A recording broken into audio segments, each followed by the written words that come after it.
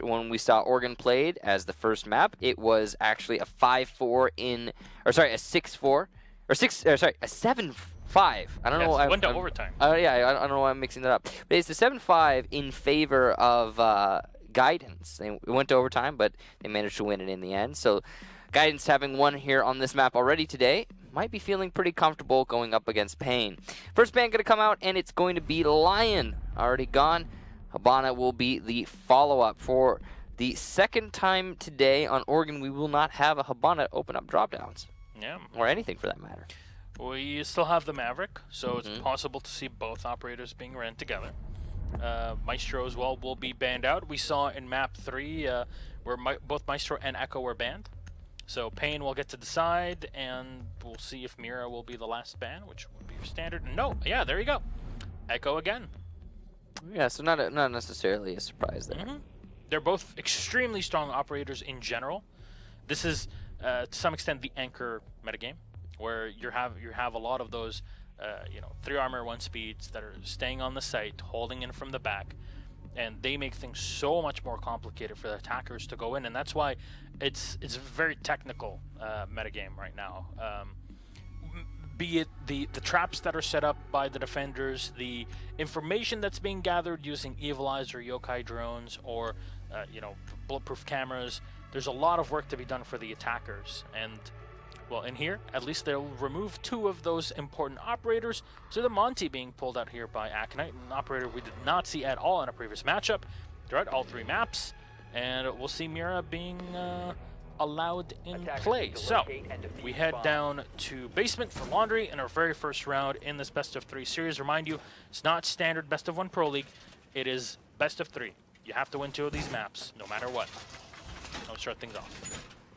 Basement was the more prevalent and successful site in the previous match today, and you'd see paiN trying to lean into that. Montaigne, as you touched on, very interesting pick that we're seeing from Guidance Gaming. It's surprising as well, considering they've already played this map today. You would expect them to stay true to what they were doing earlier, but I have to I commend them for trying to change things up. As obvious, it's, if I'm paiN, I am definitely watching the match that my future opponent is playing right now. So good on Guidance to keep things fresh. That'll keep paiN on their toes. And one thing as well that needs to be taken into consideration is the fact that Guidance just played a best of 3 under an hour ago. Yeah, and paiN were definitely watching it. Yes, so the fact that there's fatigue that starts to set in, and the fact that now strategies can be, played against and spotted much easier. Yeah, you have to keep that in mind. Yeah, they didn't. Guidance Gaming didn't just play a match, about an hour ago. It was also a very long match, probably one of the longer matches we've had this season, and lasting around a little over 3 hours. The match itself. Yeah. So that's a lot of play time for one team, and it's a lot to ask. Exhausting. It is, yeah. And paiN, on the other hand, coming into this fresh, the only thing that could really hurt paiN right now is underestimating their opponent. Because paiN, they've got a lot of really notable players. They've got some big names on there. And these are people you expect to be in LATAM Pro League. Guidance Gaming, they've got much more to prove. But at the same time, if paiN don't treat their opponents with respect, which we've seen happen before from big teams going up against what they would consider to be typically lesser opponents, they could be caught off guard. Alright, well, Aconite here is just moving in. He doesn't really have a full open wall to move through on the Monty, so he'll just have to stay back. paiN, of course, have been able to set up a mirror window facing the tower, but they did not have the reinforcement to play with it. And now Aconite will try to push them in to one position. You see them all in the back. They might just allow this punt to go down and go for a retake. Now we only see 3 players in here, where the other 2, they're trying to play in from the opposite end. FK1 will be the first to fall, so no more Jaeger.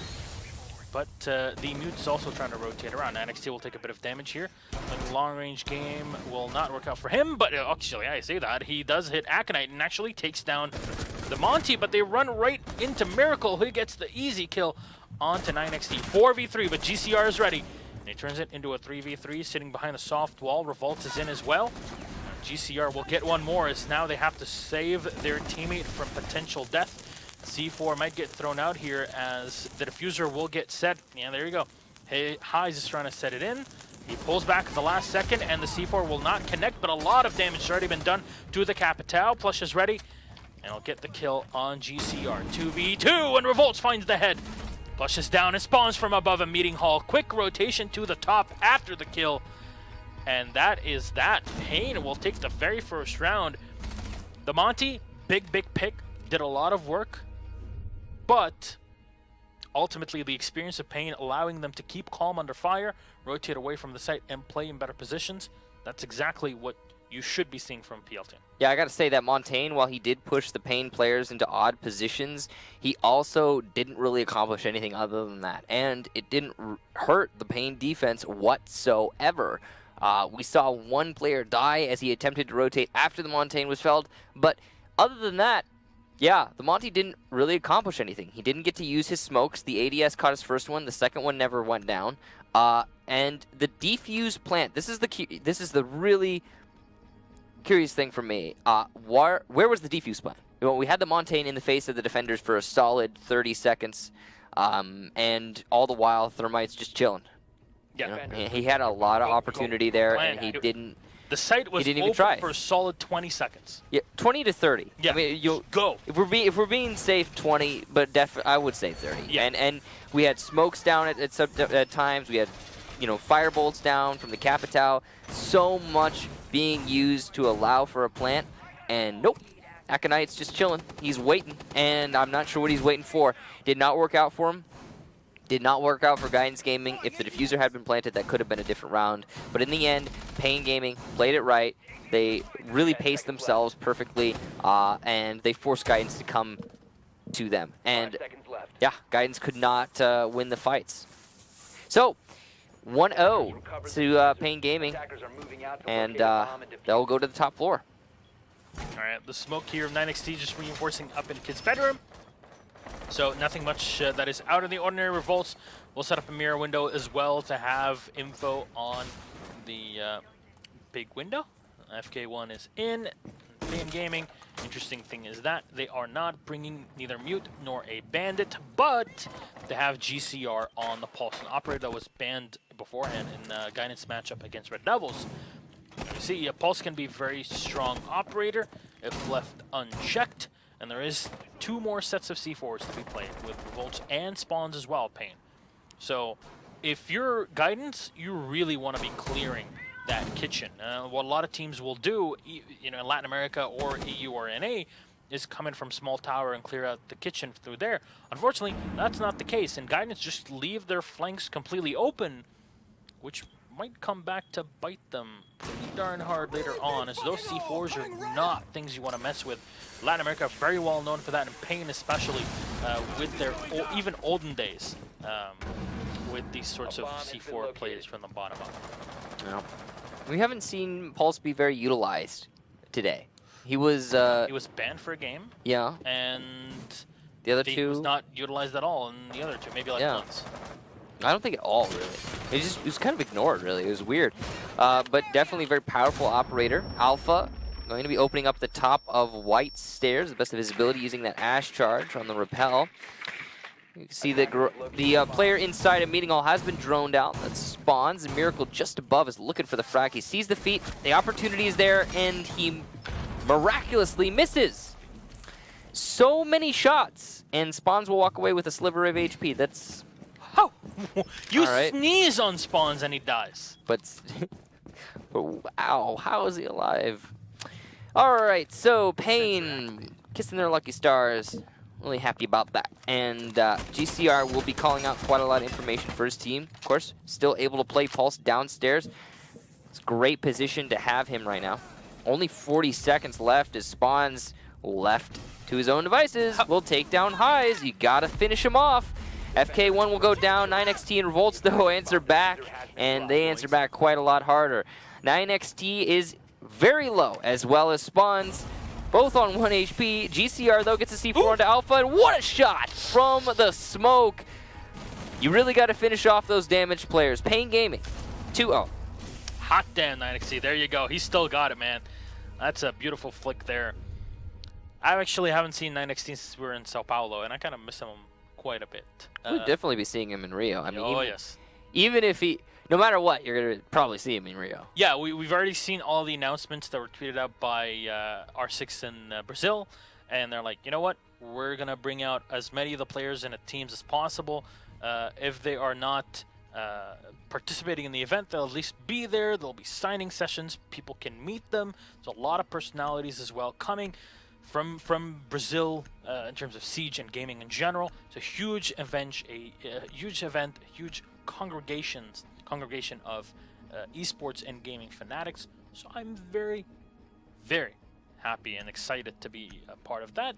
And least of which is that I get to hang out with my best friends and see more of my friends in Brazil. How cool is that? Best thing ever. And we get to watch some of the best Siege ever. Who knows what might happen? Brazil last year was definitely an exciting matter. Maybe this time in an Olympic arena it'll be even better. Who knows? Maybe. Numbers are on our side at least.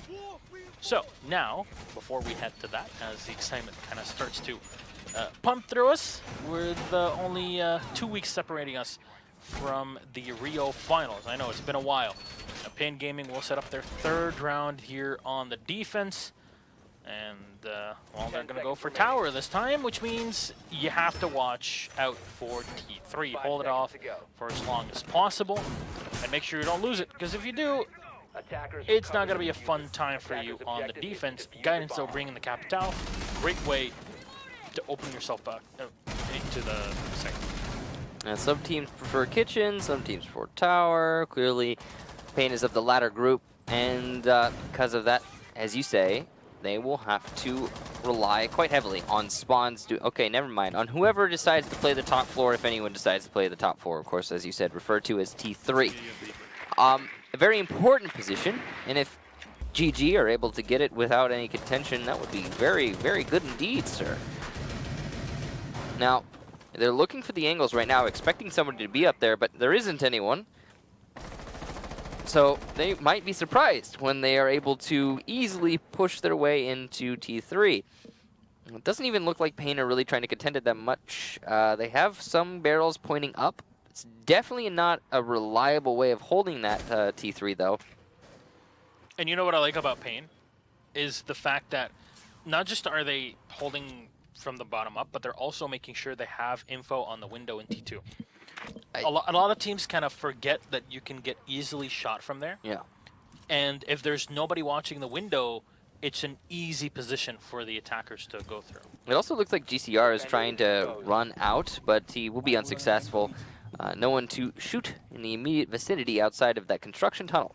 You can see Plush able to deny the rotation through that little hole, but there's nobody to shoot right this minute.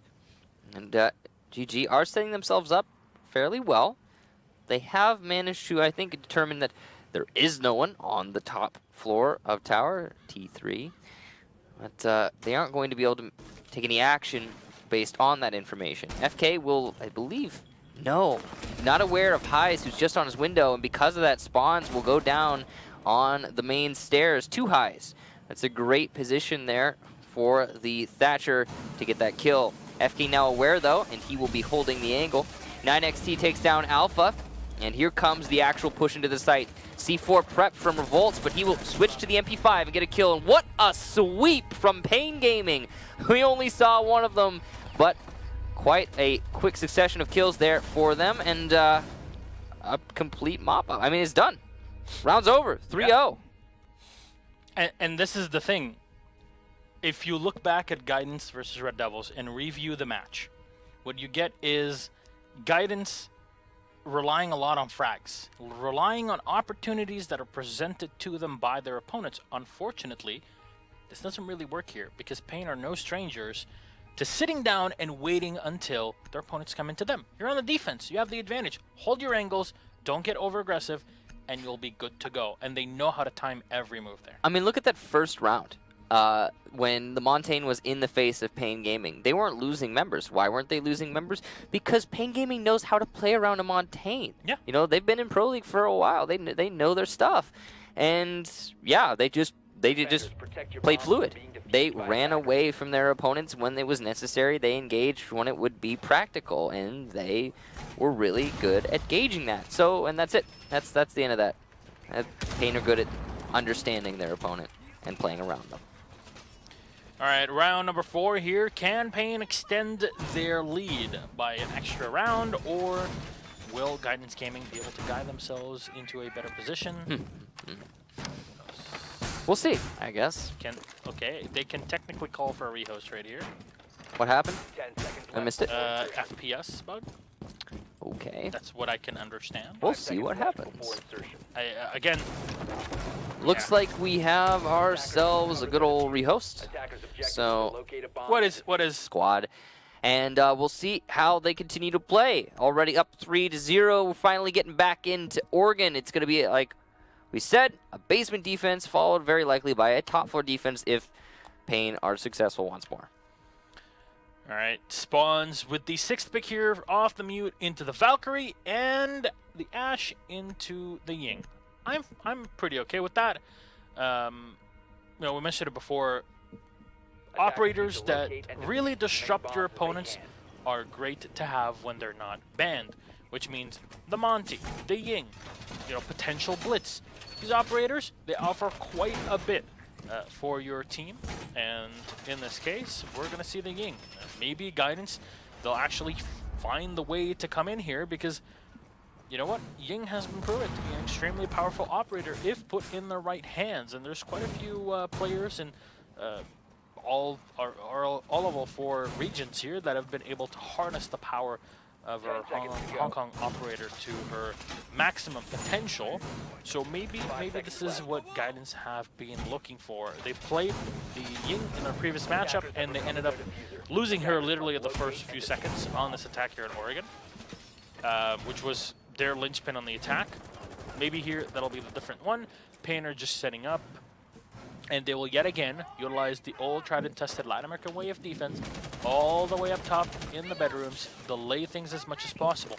And really, if we look back at it like a year ago when this started to happen, this region was the pioneer of this sort of multi-tiered style of defense on Oregon specifically.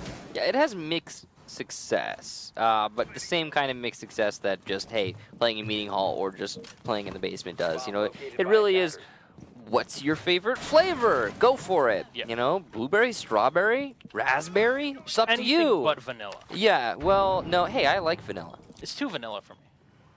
That's what it is. Yeah. It's vanilla. What about like French vanilla, like proper, like creamy, like really right, vanilla? I can go for that. When we were in Paris, I got you that really nice like Lebanese style vanilla. It was really good. Didn't we have like some kind of special? Oh no, that was somewhere else. No, that was good. That was good. My favorite thing about the Lebanese food though was the chilled almonds, by far and away. Oh yes, they were pretty good. So here we go. paiN Gaming, GCR playing inside of the classroom, and he is just chilling. And so is FK1. So the big thing here is there was not a west side clear from the attack. They're setting themselves up. They cleared Meeting Hall, sure, but now you have, because of that, these roaming X factors that could potentially upset your attack. And of course, GG are going to pay attention to the Meeting Hall. They're not gonna, you know, they're not gonna leave the flank hold, of course. But at the same time, it's ever present, right? The potential for that flank, as long as the paiN guys don't gauge it improperly, they'll just always be there. Revolts will take down Aconite, and that's the Capitao gone, so lots of utility just lost for the attacking team. Miracle, though, takes down Revolts. FK1 on to highs. It's back and forth here as the diffuser's finally been planted. FK from above, though, that's that flank we were talking about. It's just Miracle. The Thermite has been downed, and in a 1 versus 4, this is going to be tricky. Spawns finishes off Plush, and the Thatcher will be taken down. paiN win the round 4-0. Wow. Okay. Right? They're in the driver's seat. Yep. They're bringing the pain. Ha ha ha. Ha ha ha. You're hilarious. Funny. So Lost Finch more like got some cringe. Ha ha. So that round, remember when I said they're not gonna stop watching the flank? I lied to you. I'm sorry. Forgive me, I lied to you, because they did. Guidance Gaming stopped watching the flank. There were 2 players on defense ready to pounce, and oh boy did they. FK1 did so much damage from Meeting Hall. It was over as soon as he was allowed into that position. What needed to happen there is one little old player needed to watch that flank, and nobody did. And that's the big problem, is that you're leaving your flanks open and you're relying on specific operators. The thing is, if you're not able to execute on the site on time and correctly, you really put yourself in a bad situation, because paiN, the instant they figured out that the attack was not coming from the main hall or from the entrance, they completely switched sides. You heard the mirror window popping instantly, and they were playing from the outside in. Very beautiful reaction from paiN Gaming. This is the experience really shining, but as they did in the very first round, they're able to rotate past the site and play to their advantage in the flanks. And Guidance, there's no need for you to have 4 or 5 rifles trailing down one single hallway. There's no point. Have someone holding the flanks. Come on. Yeah. Especially at Meeting Hall, it's honestly so freaking easy to hold a flank on Meeting Hall. Like, you just go into tower, you make one little melee hole, or maybe 2. You can see pretty much all of the entrances to Meeting Hall, and anyone who tries to push into Meeting from the west side or from the main lobby, done. Easy kill. And nope, nobody did that. All right, so 4-0 on the first half. Can it be a 5-0? This is the last defense round for paiN Gaming. Of course, defending the top floor, as they've been successful everywhere. This is a very predictable pattern for them. The only other... No, the only other place that they can go is to the kitchen. Yeah. And why would you go there when you can go top floor? No, just so far, so calm. I guess Aconite just watching from outside. It's a long angle to hold, but with the FAMAS, you can definitely get this thing done here. It'll drop down and take a bit of damage through it. Spawn's holding all the way in the back by the doorway here, vaulted up. It's a good position. You're not really expecting it early on. You're expecting players that are a bit closer to you by the window. There's nobody repelling on there, and GCR in the meantime in small tower is getting information. Is there anybody on the big window? No, there is not. And he's gonna set up those windows for potential peaks later on in the round. It's a really good position to have. Pulse is an excellent player or operator to play in this position as well. There is an IQ, so there's a direct counter in play here for Guidance Gaming, but he's on the other side of the map, so unlikely to see any direct contact there, which is going to be an advantage to the Pulse. Speaking of C4, though, Revolts takes down Plush. That's huge. That's your only hard breach. Yeah, and that means that the push that would have gone... He opened it. Oh, okay. All right. Well, it's damage done for the Thermite, so good job to him. But still, a kill. Miracle, though, refrags onto this very same player who got the C4 kill. That's Revolts, and that's very good for him. GCR, a really poorly timed C4, but an excellently timed flank from FK1 will take down Aconite. So... not all lost for paiN. Alpha, though, on to FK1, so it's constant back and forth. GCR gets Alpha, so he should be refragged here, and he will be refragged. Miracle also takes down 9XT, means a 1 versus 2, but both of these attackers are so very lit up. Spawns has information on the IQ, and now the Thatcher. The pre-fire will land. Spawns now in a 1 versus 1. Highs is on such low HP, but a poorly placed C4 gives away the position of Spawns and does not get the kill. Only 9 seconds left, and Highs has the positional advantage, but Spawns is playing it perfectly, and the headshot lands! A 5-0 in the first half, and we will go to the second, just a round away from paiN Gaming taking it. Literally the last bullet in the magazine. As there are only 5 left in the MPX, perfect positioning on the headshot, and it landed. My God. Beautiful job there from Spawns. That was absolutely insane. That's, again, the experience. Like, what can I say? It's just, this is how you're supposed to play it. And thing is, there's only, maybe this round and, one before that was close between the two. Otherwise, paiN Gaming are at the helm most of the time. Yep. So, will we see a 6-0 is the question. I'm here rattling in everyone's mind. The answer, we will find out in but few minutes. And I think it likely. Yeah, it's definitely possible here. I don't know how... Oregon is neither attacker nor defender sided. So, just gonna be whichever team is playing better. Seems to be paiN. I guess you are right. I don't know. Okay, so that last round, I suppose we should analyze it a little bit. It started off with a back and forth. Yeah.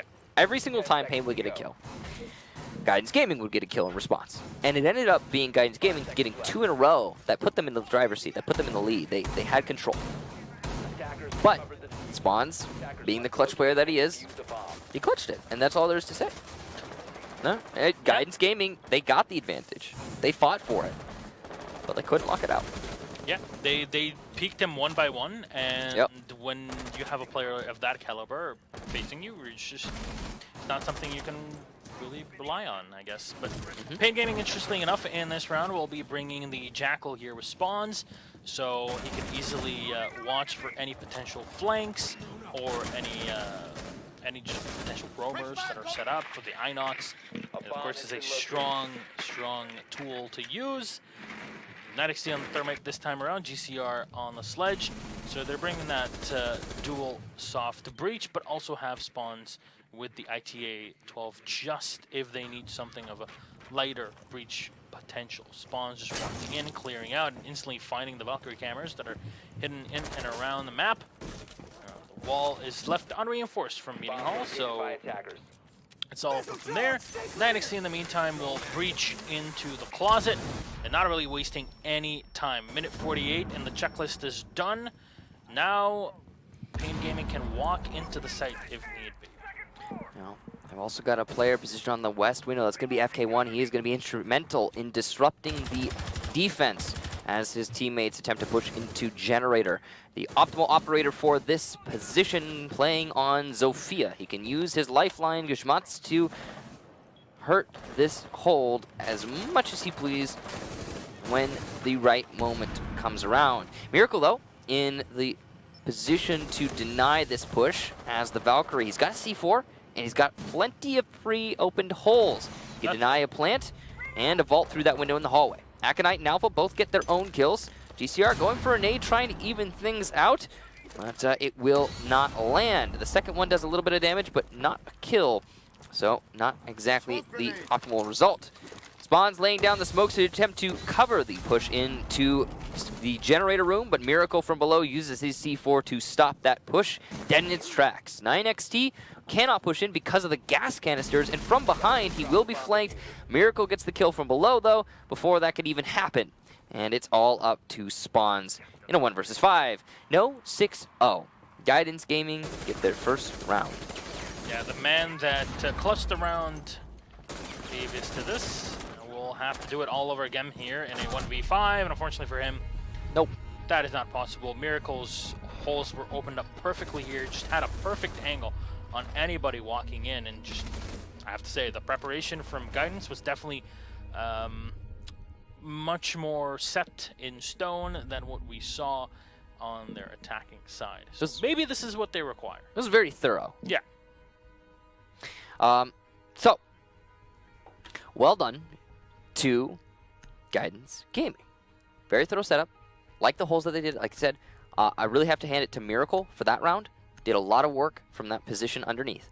paiN Gaming probably should have cleared out a little bit underneath before they decided to push in through Generator.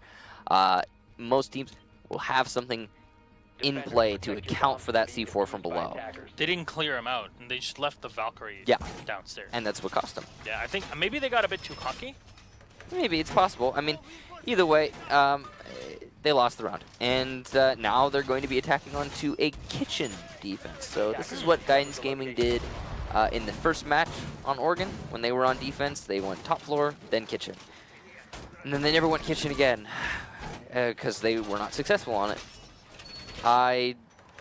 You know, I gotta say, I would not have done this if it were me on match point, but yeah, you go, Guidance Gaming, you go. It's a free town. Attackers recovered the diffuser. Mind you guys of the stakes at hand here. It's, we already had one match before this. You win this game, you're in Pro League. You lose, you're in Challenger. That's as easy as it gets. Yeah, 3 teams enter, 2 teams go to Pro League, 1 team goes to Challenger League. Done deal. So, downstairs, kitchen. An odd site to hold, and odd risk to take when the stakes are so high. GCR going to be pushing his way towards showers. And of course, a very important location to have control of at lockers.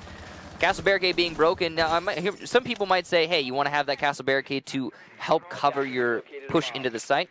But the reason the castle barricade is there is to cover the rotation from the locker player who would deny your defuse plan. So opening it up is important as an attacking team. Here's the thing. This site, as you mentioned, was used by Guidance in their match. So they pretty much ran the exact same style as they are right now. This might not really work out too well for them, as paiN were definitely watching that game and should have spotted all of this. And there you go. High is the first man on the floor. aconite will try to save his teammate, and unfortunately he's not the talk this time, and FK1 will land the shot. He'll take down Alpha. Now you lose 1 player, that's the castle removed, plus will refrag, spawns out of play.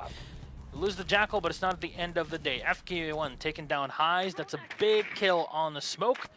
There's still the Ella in play, if need be. They can get him up close here to clean up their opponents. And there's a lot of damage that can be done through it. GCR finds the angle, and Miracle will go down. Now 2 left alive. It's aconite and Plush. Try to walk in. The showers. Oh no, he can deny this whole thing, but no, 2 kills in a row. Diffuser's not been set, but it's a 2v1. 9XT should be able to go for the plant here, but they need to watch the diffuser, and that's why you don't reinforce the sidewall here. Make sure you don't fire a single round aconite, because any position that you reveal yourself in, it might be too much for you, and unfortunately he can't get the kill on Revolts, which means his position now will be known. They know where he's going to be coming from, and they should not be peeking the angles without dual positions. That's exactly what's going to happen here. 9XT will finish off aconite, and that is map number 1 on board for paiN Gaming. A 6-1 total absolute control from paiN Gaming, except for the 1 round where it was the complete reverse. Well, that was a one-sided match. Bank as the second map, going to be kind of interesting. So we talked about it before. We'll talk about it again. Bank is going to be one of those maps that will definitely lean heavily on the mechanics as opposed to Oregon. It's a less